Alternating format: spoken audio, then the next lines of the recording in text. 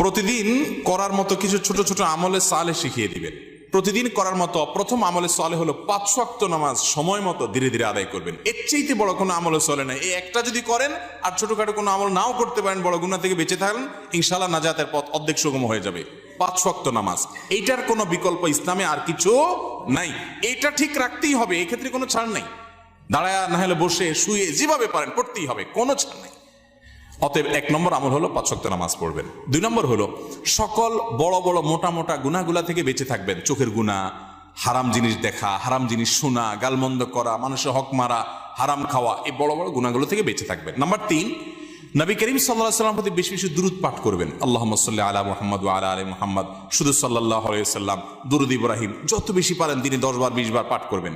Number 4, ইস্তিগফার বেশি বেশি করবেন। আস্তাগফিরুল্লাহ ওয়া আতুবু ইলাইহি, আস্তাগফিরুল্লাহ ওয়া আতুবু ইলাইহি, আস্তাগফিরুল্লাহ আল্লাযী লা ইলাহা ইল্লা হুয়াল হাইয়ুল কাইয়্যুম, এরকম ইস্তিগফার পড়বেন। নাম্বার 5, যেই কোনো কাজ করবেন, এই কাজগুলোর পাশাপাশি কোরআনে কারীমের তেলাওয়াত প্রতিদিন একটু একটু করে করবেন। বিশেষ করে সূরা ইখলাস, কুল হু আল্লাহ সূরা একবার পড়লে 3 ভাগের কোরআন 3 ভাগের 1 ভাগ পড়ার সমান সওয়াব হয়। অতএব আপনি চাইলে কয়েক মিনিটের ভিতরে পুরো 1 খতম কোরআনের সওয়াব পেতে পারেন। বিশেষ সূরা ইখলাস পাঠ করবেন।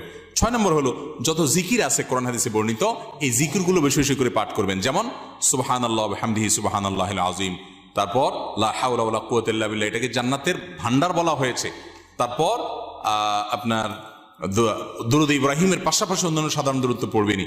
যত জিকির আছে এর মধ্যে একটা জিকির আছে ইয়া জাল জালালি ওয়াল ইকরাম, বেশি বেশি করে। তাহলে ইয়া জাল জালালি ওয়াল ইকরাম, সুবহানাল্লাহ ওয়া বিহামদিহি সুবহানাল্লাহিল আযীম এবং লা হাওলা ওয়ালা কুওয়াতা ইল্লা বিল্লাহ, স্পেশালি এই 3টা বেশি বেশি জিকির পাঠ করবেন। কোন মুসলমানকে জাহান্নামে দেওয়ার পর কখনো কি তাকে জান্নাতে দেওয়া হবে?